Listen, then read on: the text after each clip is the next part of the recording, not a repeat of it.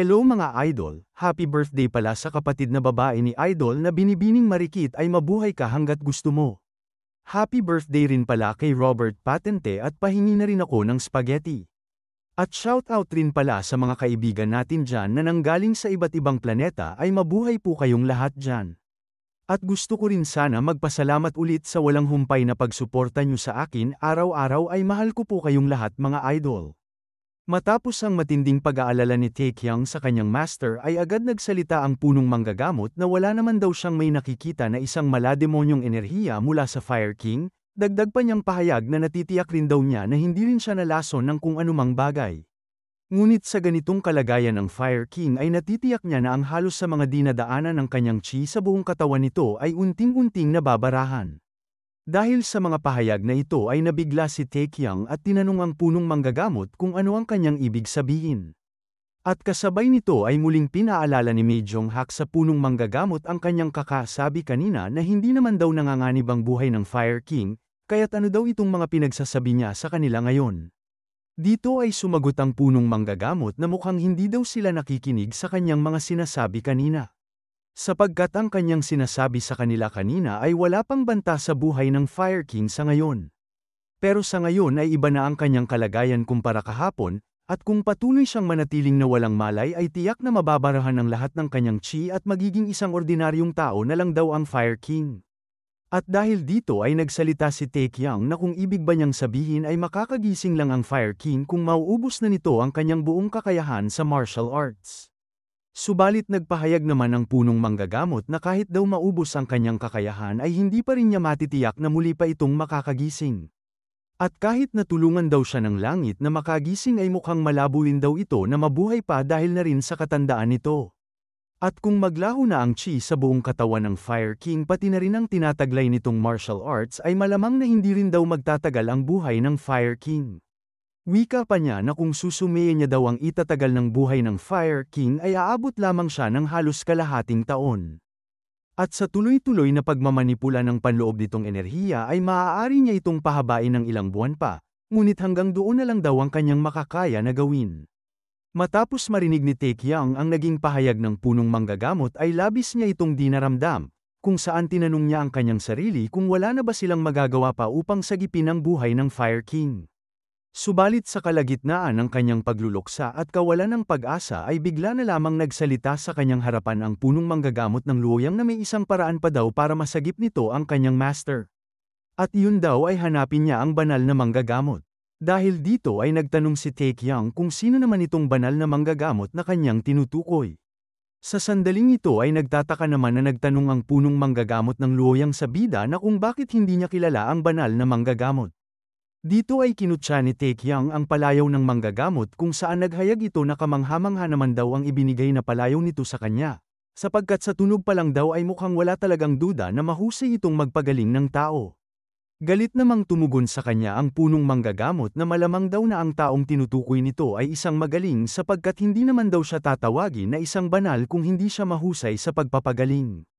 At kahit nga daw ang isang aso na palakad-lakad sa daan ay makikilala kaagad ang kanyang kahusayan. Dahil dito ay sinabihan niya si Taekyang na napakamahina niya daw mag-isip kaya't agaran niyang tinanong si Maejong-hak kung talaga bang nanggaling si Taekyang sa mundo ng Mirim. Subalit nagsalita lamang si Maejong-hak sa tabi na marahil daw ang banal na punong manggagamot na kanyang tinutukoy ay isang sikat na tao base sa kanyang pangalan. At dahil dito ay nagsalita sa kaisipan ng punong manggagamot ng Luoyang na ang dalawang mga hinayupak daw na ito ay magkapareho talaga ng pag-iisip. Matapos nito ay nagsimulang magkwento ang punong manggagamot ng Luoyang na ang banal na manggagamot daw na kanyang tinutukoy ay nagtataglay daw ng kakayahang medikal na halos kasing husay ng isang Diyos. At 40 taon na ang nakalipas noong lumitaw ang banal na manggagamot na ito sa mga liblib na bahagi ng kontinente at gumawa ng mga himala sa larangan ng medikal. Sapagkat pinagaling niya lang naman daw ang libu-libong katao na may sakit at pinatigil ang mga paglawak ng mga pandemya sa iba't ibang mga nayon. At dahil sa mga ginawa ng manggagamot na yun ay natamo niya ang titulo bilang isang banal na manggagamot. At pagkatapos ng lahat ng mga nangyari ay nagpatuloy ang banal na manggagamot sa paggamot ng mga tao.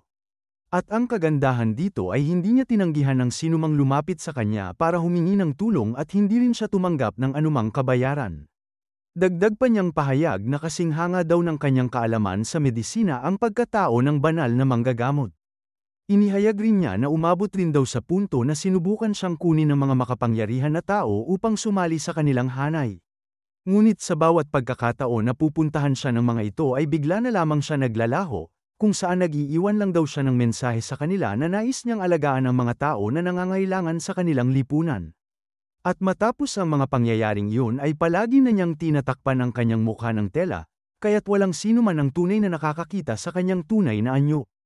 Matapos ang mahabang pagkukwento ng punong manggagamot ng Luoyang ay nagbigay naman ng makulit na reaksyon si Taekyang at sinambit sa kanya na lubos daw siyang humahanga sa banal na manggagamot. Sapagkat para daw siyang isang superhero na nakatago sa isang maskara. Dahil dito ay nainis naman ang punong manggagamot kay Taekyang at tinangkang saksakin ang bida ng karayom sa kanyang mukha at sinabihan itong tumahimik sa pagsasalita ng mga kalokohan. Matapos nito ay agad nagsumbong ang punong manggagamot kay Mae Jong-hak at tinanong ito kung hahayaan niya na lang ba na magbigay ng mga kalokohang pahayag ang hinayupak na si Jin Taekyang. Subalit nang siya ay lumingon kay Mae Jong-hak ay agad niyang napansin na magkapareho lang sila ng mga reaksyon ni Taekyang. Kaya naman sa mga oras na ito ay agad na pagtanto ng punong manggagamot ng Luoyang na pare-pareho lang ang mga ugali at lahi ng dalawang takmol na ito. Matapos ang mga kalokohan nilang dalawa ay seryoso na nagtanong si Taekyang kung talaga bang walang sino man ang nakakakilala sa pagkatao ng banal na manggagamot. Tumugon naman ang punong manggagamot na kakasabi niya lang daw kanina sa kanya na palagi itong tinatakpan ang kanyang mukha ng tela kaya't wala talaga may nakakakilala sa kanyang hitsura. Subalit nagpahayag naman si Taekyang na 40 taon daw naging aktibo sa paggamot ang banal na manggagamot, kaya't malabo daw na wala man lang ni isang tao ang nakakita ng kanyang totoong pagmumukha. At sa kasunod nito ay nagsalita ang punong manggagamot na baka nga siguro mayroon na daw nakakita sa kanya pero kakaunti lang daw siguro ang maaaring may alam nito. Nagtanong naman si Taekyang na kung bakit niya naman nasabi ito. Dito ay inihayag ng punong manggagamot na palagi daw magkaiba ang mga testimonya ng bawat isa, sapagkat may nagsabi daw na ang banal na manggagamot ay isang matandang lalaki na may puting buhok, habang ang ilan naman sa kanila ay nagsabing na siya ay isang babae at isang Buddhist. Dagdag pa niyang pahayag na kung paano daw nila mahahanap ang banal na manggagamot kung parati na lang magkaiba ang lahat ng mga nagsasalaysay. Sinambit rin niya na napakalawak daw ng kasikatan ng punong manggagamot sa mga tao. Kaya't halos ang lahat sa mga taong yun ay naging kanyang mga mata at tainga kung saan siya ay itinatago nila at pinagtatakpan, at dahil daw doon ang mga maharlikang pamilya ay sumuko na sa paghahanap sa kanya. Sumagot naman si Taekyang na naiintindihan niya daw na sobrang kahanga-hanga ang manggagamot na yun, ngunit paano niya naman daw mahahanap ang isang tao na kung ang maharlikang pamilya ay sumuko na rin sa paghahanap sa kanya. At kasabay nito ay nabigla ang punong manggagamot na mukhang may punto naman daw si Taekyang. Pero huwag daw siya mag-alala dahil hindi niya naman daw babanggitin ang tungkol sa mga himala ng banal na manggagamot kung wala siyang may naisip na ideya. At dito ay masayang tumugon si Taekyang na alam niya daw sa kanyang sarili na mapagkakatiwalaan daw siya talaga nito sa mga ganitong kahirap na sitwasyon. At sa kasunod nitong galaw ay bigla na lamang mayroong kinukuha na isang bagay ang punong manggagamot mula sa kanyang gamit. Kung saan inihayag niya sa kanila na 10 taon na daw ang nakalipas ay labis talaga siyang humanga sa kwento ng banal na manggagamot, kaya naman naglakbay siya sa iba't ibang mga lugar upang magsanay sa panggagamot. At habang siya ay mayroong hinuhukay sa loob ng kanyang bag ay nagpahayag rin ito sa kanila na sinundan niya daw umano ang mga rutang tinahak ng banal na manggagamot sa buong kontinente. Kung saan nag-aksaya din siya ng halos 5 taon sa kanyang paglalakbay. Dito ay kanyang inihayag na isa daw yun sa pinakamasayang panahon at kapaki-pakinabang na karanasan. Gayunpaman, naging mahirap daw ito para sa kanya dahil lumampas na siya sa edad na 60 taon. Ngunit ang pagsusumikap niya sa paglalakbay ay nagbunga ng mangyari ang bagay na matagal na niyang pinapangarap sa katimugang bahagi ng kontinente. Kung saan isang araw habang siya ay nanggagamot ay bigla na lamang may isang ginang na lumapit sa kanyang tabi. At dito ay tinanong niya ang babae kung ano daw ang kanyang kailangan. Dito ay nagtanong ang babaeng ginang na kung siya ba ang punong manggagamot na nanggaling sa Luoyang. At sumagot naman ang punong manggagamot sa kanya na oo daw, at dagdag niyang tanong kung bakit niya daw ito natanong sa kanya. At sa kasunod nito ay mayroon nitong iniabot sa kanya kung saan sinambit nito na may isang doktor daw na tumingin sa kanila kamakailan at humiling ng pabor na ibigay daw ito sa isang doktor na may apelyidong mula sa luyang kapag ito daw ay napadaan sa kanilang lugar. At dahil sa pangyayaring ito ay nagdulot ito ng malaking pagkabigla sa kanya, sapagkat ang isang bagay na iniabot sa kanya ay isang bagay na pagmamay-ari ng banal na manggagamot kung saan nakaukit sa isang bato ang katagang nagsasabi na ang pinakamagandang gallnut ay nagmumula sa Sichuan.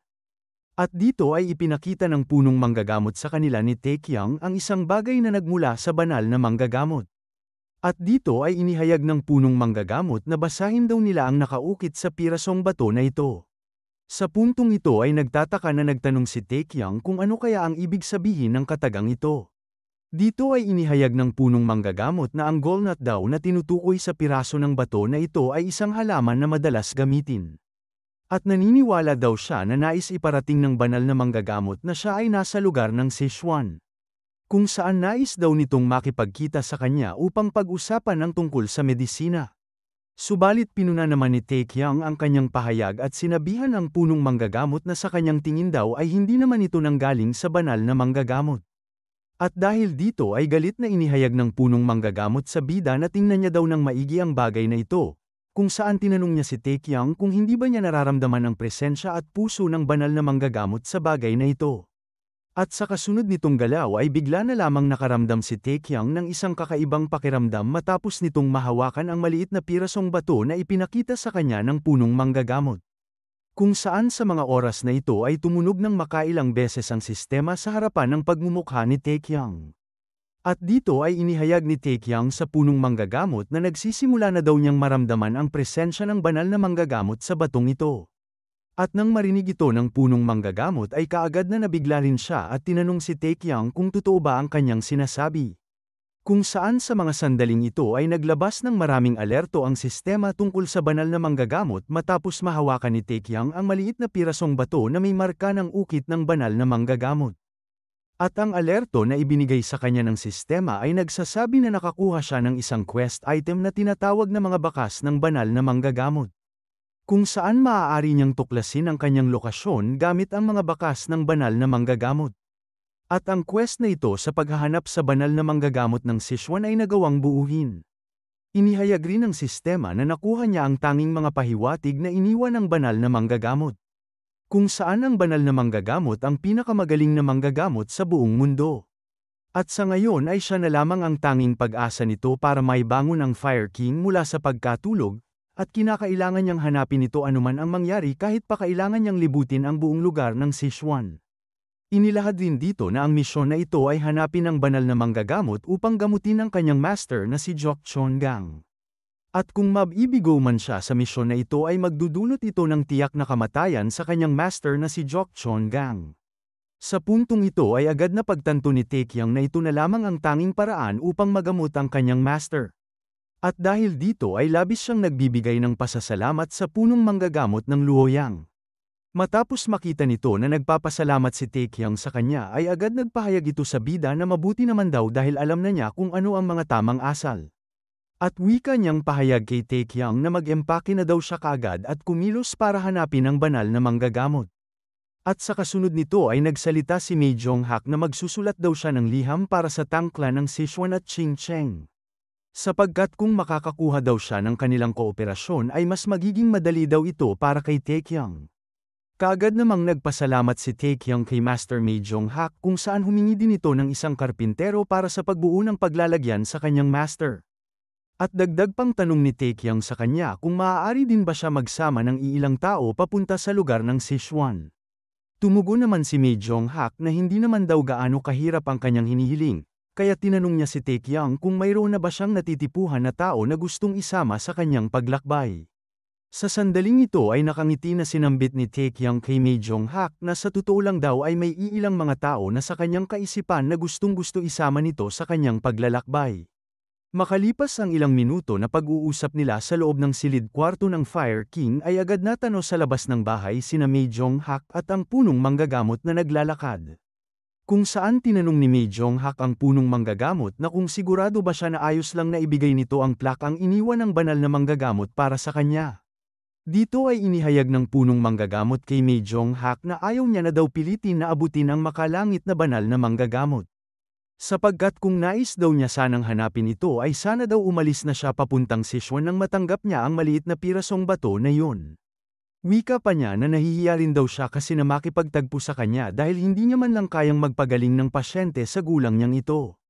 Dagdag pa niya na kuntento na daw siya na nagawa niyang makatanggap ng isang plaka mula sa banal na manggagamot. Kaagad namang nagpasalamat muli si Mei Jong-hak at nagsalita sa kanya na isa daw itong malaking tulong sa buong Miriam lalo na't may mga hindi magandang nangyayari daw sa kanila kamakailan. Tumugon naman ang punong manggagamot na nakakapanibago daw ngayon para sa kanya ang kanyang mga ipinapakita at mga pananalita. At dahil dito ay tinanong niya si Mei Jong-hak kung nagsisimula na ba siyang mag-ensayo kung paano maging isang leader ng Miriam Alliance. Sumagot naman si Mei Jong-hak na hindi niya daw alam kung sino ang nagkalat ng mga chismis na ito, pero ilang beses na rin daw niya tinanggihan ang alok na yon. Subalit nagsalita naman ang punong manggagamot na wala na daw ibang mas perpektong martial artist para italaga sa posisyong yun. Tumugon naman si Mei Jong-hak na huwag daw niya sabihin ang mga ganitong bagay, sapagkat ang lahat daw ay nagmamadali lang na pumili ng tao para sa posisyong yun dahil na rin siguro sa kanilang misteryosong kalaban. At natitiyak rin daw niya na may ibang mga tao na mas karapat-dapat sa posisyon na yun. Sumagot naman ang punong manggagamot na sa tingin niya daw ay wala nang ibang tao ang nakahihigit sa kanya, sapagkat kung titingnan daw nila ay naglaho na rin ang kauna-unahang banal na martial artist at ang dakilang Ten Kings daw ngayon ay unting-unti nang tumatanda. At sa kanyang mga mata, si Mei Jong-hak daw ay tinataglay ng napakalakas na martial arts na may tamang pag-iisip. Kaya't siya lang daw ang perpektong kandidato upang pamunuan ang Miriam Alliance. Sapagkat ito na lang daw ang nagiging simbolo ng mga mabubuting pangkat ng Miriam. Kaagad namang tumanggi si Mei Jong-hak sa kanyang mga pahayag, kung saan sinambit nito na marami pa daw ibang mga tao na pwedeng humawak sa posisyon na yun. At dahil dito ay nagtanong ang punong manggagamot ng Luoyang kung sino naman sa tingin niya ang mas karapat-dapat na kandidato para sa posisyon ng Miriam Alliance. Dito ay inihayag ni Mei Jong-hak na may isang tao daw na pumapasok sa kanyang isip ngayon at yun daw ay ang Thunderbolt Blade King na si Pang Chulhu. Subalit dismayado naman ang punong manggagamot at nagsalita na si Pang Chulhu daw ay mayroong hindi kanais-nais na pag-uugali na hindi angkop sa posisyon na yun. Dahil dito ay nagtanong si Mei Jong-hak na kung ano naman daw ang masama sa personalidad ni Pang Chulhu, sapagkat kung titingnan niya daw ito ay mabuti naman siyang tao at may matapang na pag-uugali. Sumagot naman ang punong manggagamot na tama daw siya, sapagkat sa sobrang tapang daw nito ay tiyak na wawasakin din ito ang Miriam Alliance gaya ng kanyang mainiting ulo na pag-uugali. At sa kasunod nito ay iminungkahi naman ni Mei Jong-hak na pwede naman daw nila ilagay sa posisyon na yun si Jae Gal-gangho kung ayaw niya kay Pang Chulhu. Sapagkat siya daw ay isang dating general na naging eksperto sa pagpaplano para sa Miriam Alliance kung saan isa rin daw siya sa mga nakaupong Ten Kings noon. Subalit mabilis na tumugon ang punong manggagamot na si Jae Gal-gangho daw ay sumakabilang buhay na. At dahil dito ay nagulat si Mei Jong-hak na nagtanong sa kanya kung kailan pa daw ba ito pumanaw.